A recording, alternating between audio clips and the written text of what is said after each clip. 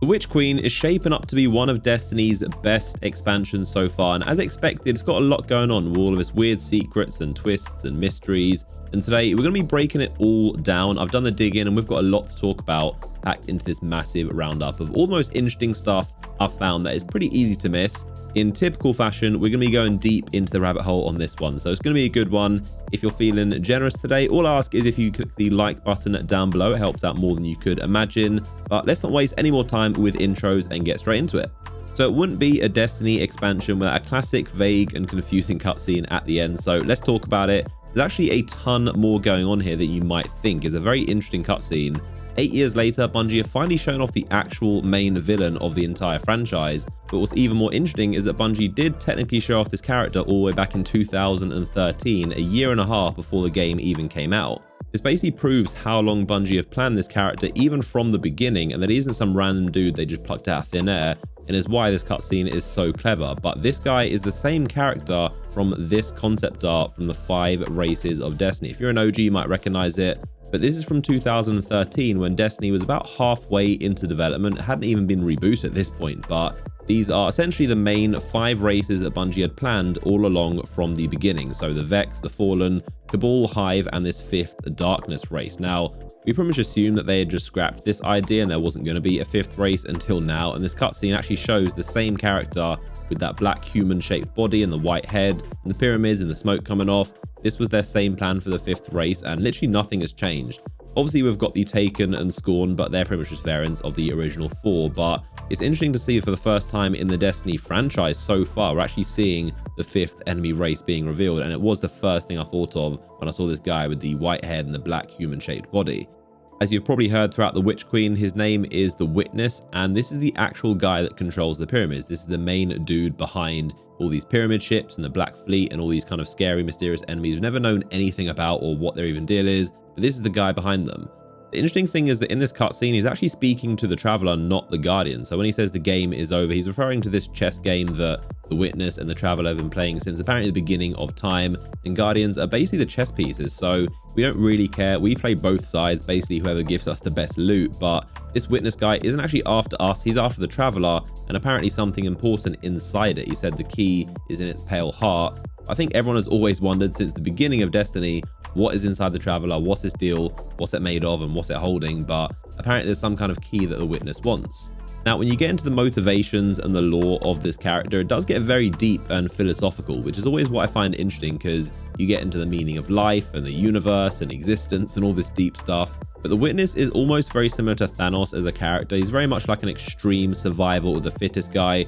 Only the strongest should survive, and allowing weakness is allowing suffering, and that's cruel and a waste of life. So he's a very extreme survival of only the best life should exist, everything else should die.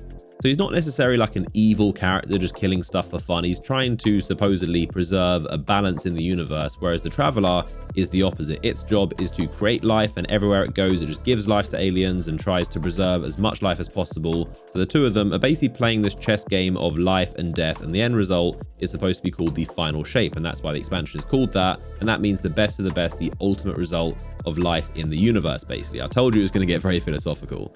You'll also notice this is the same character from the Shadowkeep final cutscene. You can see he's doing that steepled hands thing where they kind of fold in the triangle that a lot of evil geniuses always seem to do in films. But he says we a lot, and you can hear a lot of voices kind of stacked onto one. So it could be a combination of multiple people. It's got lots of voices, lots of hands, and it's got a bunch of smoke and all these heads in it.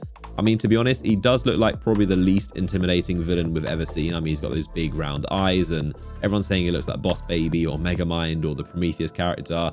I feel like if he had tiny beady eyes, he'd be a lot more scary, but he just looks a bit like a typical alien UFO with the big head and the big eyes. But either way, that is the Witness, the new main villain, the biggest, baddest enemy in the Destiny franchise, and the one we're going to be looking for as the main threat in Final Shape. Now, as far as Sabathan goes, I think this was even more interesting because Bungie made it pretty clear that she is definitely not dead and we haven't seen the last of her. You can see towards the ending, obviously her ghost comes around to revive her. She's a Guardian now, so in order to kill her, he needs to kill her ghost. The Guardian points the gun at the ghost, but then the Traveler steps in and takes the ghost away. So Savathan is basically right there, and obviously Akora and the Hidden came and took her body. So definitely expect to see Savathan at some point, maybe in a year, maybe 2, but she is definitely not going to be gone forever. Compared to other characters, she didn't even really seem like that much of a threat or a villain in the campaign. Apart from stealing the Traveler away, she just mainly wanted to be a Guardian, but she wasn't really that much of a threat. I'm not sure how it's going to happen, but I can definitely imagine her being some kind of ally later in the future. I feel like in Lightfall, when the third sister Xivu comes around, she'll probably come in handy for that. And as pure speculation, it could even be how we get the poison element and subclass. So the fifth element of poison or corruption or decay, whatever you want to call it, it's basically been the unofficial bonus element since we got Thorn in Destiny 1, but it's been something everyone has been expecting for a very long time now. It was basically assumed to be in Witch Queen, but when they added the final shape expansion, it mysteriously wasn't included. Of course, instead, we're now getting the Void, Solar, and Arc 3.0. That's basically the replacement, but we've seen Bungie testing this element for years now. I mean, Thorn was the original, but since then we got Le Monarch and Necrotic Grips and the new Osteo SMG. So it's very clear that it will be an element at some point, most likely going to be in Lightfall, and the third darkness element in the final shape.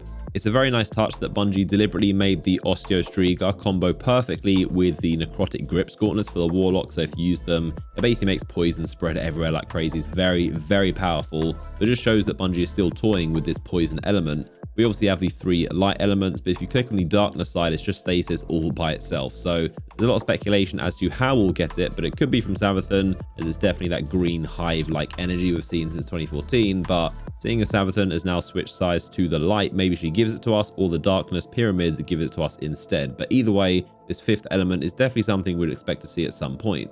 Now, speaking of enemies, there is one more that according to Sabathan we might potentially see again, and that is actually Oryx himself. So this was said during the 2 Truths and 2 Lies game, where she says some things that could be true, some things that could be false, but one of them was that the Taken King will rise again.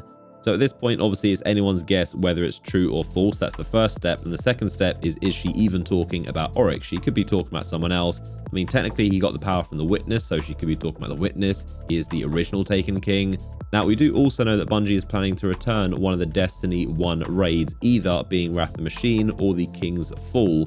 Now, if it is King's Fall, it still technically doesn't mean that Oryx is returning, because it's just like a legacy sealed in time moment. It doesn't mean that he's back or he's going to be a character or any story elements, but it would just be the King's Fall raid as a node, the same as the Vault of Glass, just in that menu of the orbit screen. But either way, it definitely achieved its purpose and it got everyone guessing whether he will actually return and what she means by this, or whether it's even true or not. I do remember covering back in Shadowkeep, there was some of the lore that came with the Collector's Edition, which was mentioning the Hive trying to resurrect Oryx and saying that he is going to return, but it's anyone's guess at this point. Something else I also found funny from this Truth and Lies game she was playing was she was talking about the ability to move planets and take them basically in and out of existence.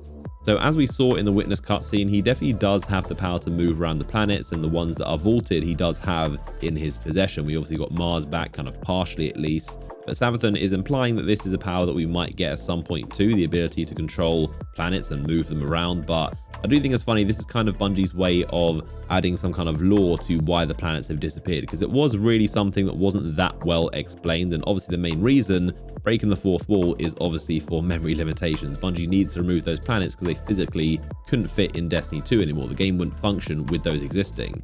So this is basically Bungie's way of writing into the lore and explaining why those planets disappeared so mysteriously, but they're still there. They just got covered in some kind of weird darkness energy, and I guess we just can't go there anymore. But it is a funny detail, and I think we'll give Bungie a pass on this occasion, but we know the technical real reasons is because they had to remove them from the game. But either way, apparently some kind of power the Witness has to remove the planets, and we're going to see more about these planets returning or maybe going into the vault. So we're at an interesting stage in Destiny where pretty much all the actual enemies are dead, and now the only threats left are pretty much the pyramids. So Savathan was the biggest, the most powerful, and the most hyped enemy we've ever seen in Destiny, and probably ever will see. She was first mentioned in 2015 and Taken King, and then a little bit in the Destiny 2 launch in 2017, and then properly in Forsaken, which of course was her expansion. She was the main actual villain behind the entire DLC. I made a video talking about why Destiny 3 will probably never happen, and one of the big reasons is because most of the enemies are dead. There's no one basically left. If you think about the Fallen, the Vex, the Hive, the Cabal, we've wiped out most of them except for the third Oryx sister and the Worm Gods. There's basically nothing left, so there aren't any enemies they can pull from. If they did, they wouldn't really have any meaning. It wouldn't really be that significant. I'd definitely imagine Eramis to make a return. Like I said, she's still frozen on Europa, so she could just be defrosted at some point. But it's just funny because Destiny's always been a game where they can just chuck all these aliens out of nowhere and there's always a new villain. But right now it does actually feel like for the first time Destiny's story is coming to a close and we're seeing a conclusion with just those pyramids and the Witness as the final enemy. Now, talking about Witch Queen itself as an expansion, I think honestly it is shaping up to be one of Destiny's best expansions. I think it's definitely going up there along close at least to Taken King and Forsaken. And honestly, I haven't seen an expansion get such a good reception since Forsaken. It definitely feels very similar. I think unanimously people just seem to be enjoying this expansion. It's definitely not perfect. Crucible will probably be one main point that of course is a very, very difficult thing to fix, but generally speaking, I think the consensus is this is a very, very strong expansion. I did a video ranking every DLC, season, and expansion Destiny's ever received, and I explained in that Shadowkeep was very good, but of course it had a lot of problems with the Activision split, and Bungie as a studio was going through quite a lot, so it was a disadvantage. And then Beyond Light was a much better expansion, but you had the issues of COVID, working from home, and then you had things like sunsetting, content vaulting, and stasis. So no matter how good Beyond Light was, those issues made sure it could never be that great of an expansion, whereas Witch Queen feels like the expansion where everything went right and they've kind of got everything going for them, and it's a true example of what Bungie is capable of when they don't have as many disadvantages working against them. I think by far one of the strongest additions, in my opinion, one of the best things I've seen in Destiny is that legendary campaign. I didn't expect much from it, but seeing the difficulty, it was tuned perfectly, and it's basically like contest modifier but for the campaign, and makes the story actually feel meaningful, and it makes it feel like a challenge and not just like this breeze where you're just running over these campaign bosses. I think also a character like Sabathan deserves some kind of tough boss fight. It would be really weird if she was just very easy, I guess like she is in the normal campaign, but having a version where you can have a very difficult fight, you actually have to come up with strategies, fine-tune your gear, and it's just difficult, as well as the fact the missions themselves don't have any filler and just fetch quests, and they all are solid missions. The difficulty just makes it feel like a proper campaign. So that, as well as the fact that you get rewarded very well for it by being boosted massively in your power level, it actually feels like one of Destiny's best additions. On top of that, I think glaives also massively surprised me. Again, I didn't know whether it'd be kind of gimmicky, whether they'd be good as weapons, but I'm so glad they're actually, in my opinion, one of the most fun and also effective weapons in the game. We'll see how good they are, whether they get buffed or nerfed, and whether those seasonal mods will disappear like this pressing one. But so far, I've hardly taken the glaive off the entire time of Witch Queen. It's the only weapon just glued to my character. I crafted basically a god roll one, which makes the projectile faster, and frenzy for more damage. But I just run around with this thing, suppressing, going invisible, getting your health back. It's just refreshing to use something besides the typical weapons, because obviously the longer you play Destiny, it does get a little bit monotonous just using pulse rifles on dregs and thralls. So having something you can just run around with basically infinite ammo, it's just a very, very fun dynamic that really just actually refreshes the game. So I'm a massive fan of glaives, and I also think it's one of Destiny's best additions, and I'm just glad to see Bungie can add entirely new weapon types that are fun to use and not gimmicky and are actually very effective. I do genuinely want to know from you guys in the comments, what do you think of Witch Queen so far? I'll be reading them all, but I want to know, what do you like, what do you dislike? Because so far people seem to really like this expansion a lot, myself included. But as always, if you made it this far, then hitting the like button down below before you go would be much appreciated. And for whatever reason, if you're not subscribed, make sure you do so, and you'll be the first to see my next upload. But I appreciate you all for watching, and I'll see you in the next one.